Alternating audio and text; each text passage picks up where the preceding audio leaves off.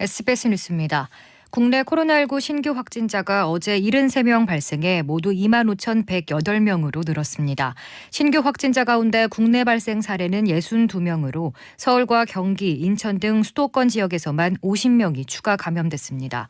부산과 강원, 충남, 경남 등 비수도권 지역에서도 12명이 발생했습니다. 국외 유입 사례는 11명으로 잠정 집계됐습니다.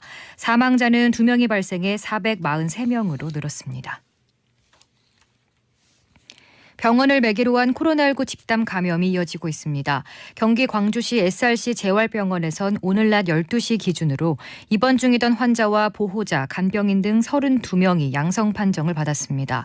지자체와 보건당국은 확진자가 나온 병동을 코호트 격리 조치하고 확진자의 세부 동선과 접촉자 파악에 주력하고 있습니다. 또 부산의 햇드락 요양병원에서도 1명이 추가 감염돼 누적 확진자는 59명으로 늘었습니다. 이 밖에 경기 수원에선 인천 남동구 술집 관련 확진자가 2명 추가됐습니다.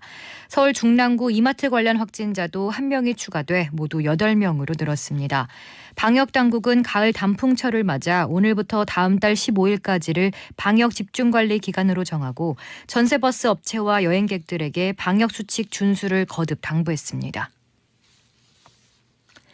이탈리아에서 코로나19 하루 신규 확진자 수가 사상 처음으로 10,000명 선을 넘었습니다.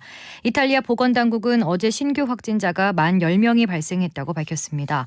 지난 2월 코로나 사태가 처음 시작된 이래 일일 확진자 수가 10,000명을 넘은 건 이번이 처음입니다.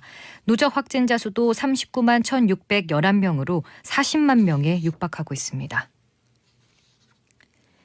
김봉현 전 스타모빌리티 회장이 야권 인사들에게도 금품 로비를 했다고 폭로하며 어제 옥중 입장문을 내자 민주당은 라임 옵티머스 사기 사건에 대해 연일 권력형 게이트라고 외치던 국민의힘은 야당 인사와 검사에 대한 로비 등 새로운 의혹이 제기되자 침묵에 들어갔다고 지적하며 공세에 나섰습니다. 그러면서 고위공직자 범죄수사처 출범 필요성도 강조했습니다.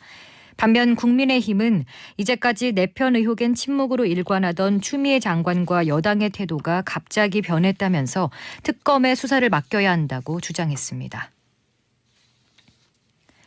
지난 8월 아프리카 토고 인근 바다에서 조업하다 무장 괴한들에 의해 납치된 우리 국민 2명이 오늘 새벽 풀려났습니다. 외교부는 지난 8월 28일 피랍된 우리 국민 2명이 51일째인 오늘 새벽 4시 30분쯤 무사히 석방됐다고 밝혔습니다. 이들은 건강은 대체로 양호하고 석방 이후에는 가족과 통화를 했다고 외교부는 설명했습니다. 이들은 현재 주 나이지리아 대사관 측이 마련한 장소에서 보호를 받고 있습니다. 본인들의 의사에 따라 비행편이 확보되는 대로 원래 거주했던 가나로 돌아갈 예정입니다. 일본 후쿠시마 제1원전에서 생기는 방사능 오염수를 정화 처리해 태평양으로 방류하는 일본 정부 방침이 오는 27일 확정될 것으로 알려졌습니다. 마이니치 신문과 도쿄 신문은 일본 정부가 이르면 오는 27일 열리는 후쿠시마 제1원전 페루 오염수 대책 관계강요 회의에서 해양 방출을 결정할 방침이라고 전했습니다. 일본 정부의 해양 방류 방침이 확정되면 원전 운영사인 도쿄전력은 곧바로 방류 설비 설계에 착수하고 원자력 규제위원회의 안전성 심사를 거쳐 설비 공사를 진행하게 됩니다.